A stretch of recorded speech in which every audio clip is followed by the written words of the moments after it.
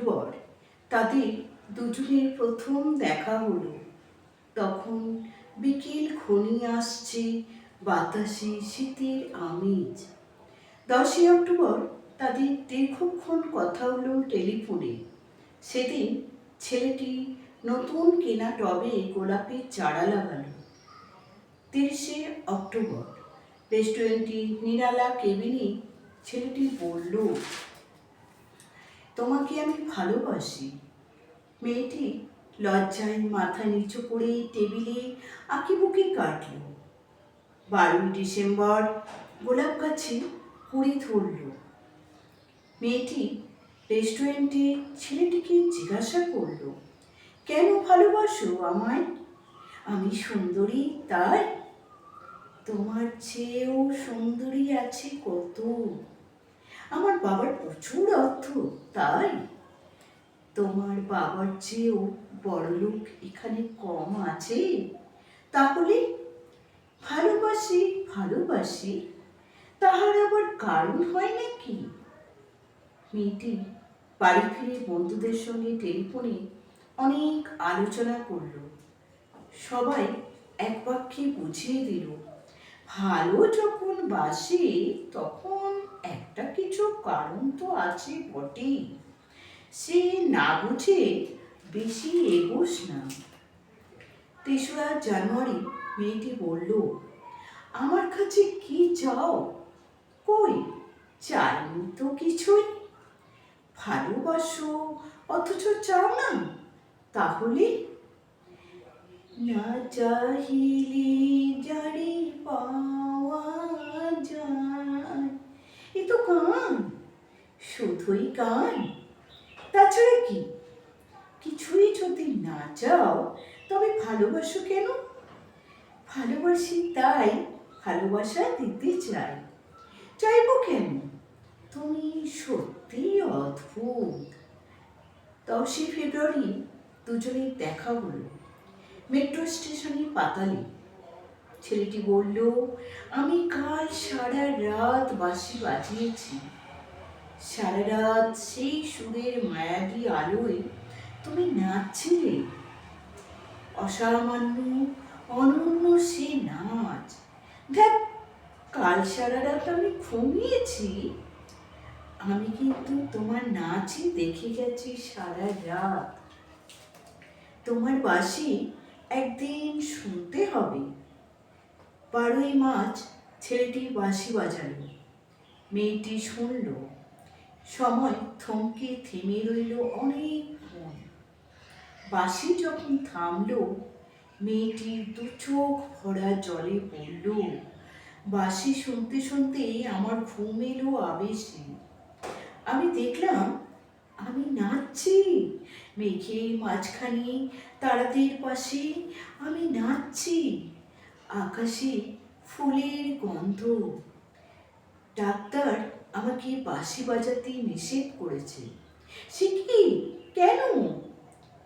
বাঁশি আমায় টেনে নিয়ে যায় স্বপ্নের মধ্যে।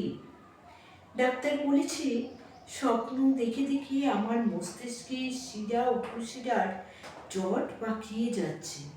তাহলে ভাবছি। 16ই এপ্রিল মেয়েটি বলল, আমার বন্ধুরা বলেছে তুমি খুব ভালো, অসাধারণ, কিন্তু তুমি সৃষ্টি ছাড়া। তোমার স্বপ্ন সব অর্থহীন। আমি জানি। স্বপ্ন টপ্ন ছেড়ে দিতে পারো না তুমি? না। তাহলে তাহলে তুমি তো আমায় হারাবে। তোমায় পাইনি তো কখনো। 5ই মে ছেলেটি মস্তিষ্কের অপারেশন হলো। একটু সুস্থ হতে মেয়েটি বলল, ভালো আছো তো এখন? আর স্বপ্ন দেখছো না তো? দেখছি, আরো সুন্দর সব স্বপ্ন। তাহলে তো দেখছি অপারেশনটা আদৌ সফল হয়নি। বাড়ি ফিরে বন্ধুদের ফোন করলো মেয়েটি। বন্ধুরা এক বাক্যে বলল, বাঁশি বাজানো, স্বপ্ন দেখা সবই ব্যাকডেটেড সৃষ্টি ছাড়া। তুই আর লোক পেলি না? তুই এত রূপসী, তোর এত উজ্জ্বল প্রসপেক্ট, ভালো যদি চাস তাহলে শিবকে বিয়ে করে ফেল, তোর দাদার সেই বন্ধুকে। উনি তো শুনলাম কানাডাতে সেটেল করবেন।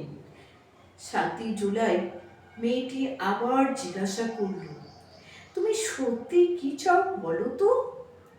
তুমি আরো সার্থক, আরো সুন্দর হয়ে ওঠো, ব্যাস, আর কিছু না। আর আর চাই স্বপ্ন দেখতে। ও, স্বপ্ন? তাহলে তুমি ছাড়তে পারবে না? না। তাহলে থাকো তুমি তোমার স্বপ্ন নিয়ে। 12ই আগস্ট গোলাপ গাছে ফুল ফুটলো অনেক। সেদিন দুপুরে ছেলেটির মস্তিষ্কে আবার অপারেশন হলো। 13ই সেপ্টেম্বর ছেলেটি মারা গেল।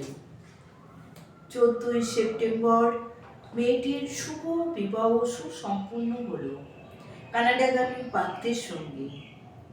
20শে সেপ্টেম্বর গোলাপ গাছটি হঠাৎ ঝড়ে উপড়ে গেল। সেদিন সন্ধ্যার বিমানে মেয়েটি হানিমুনে গেল।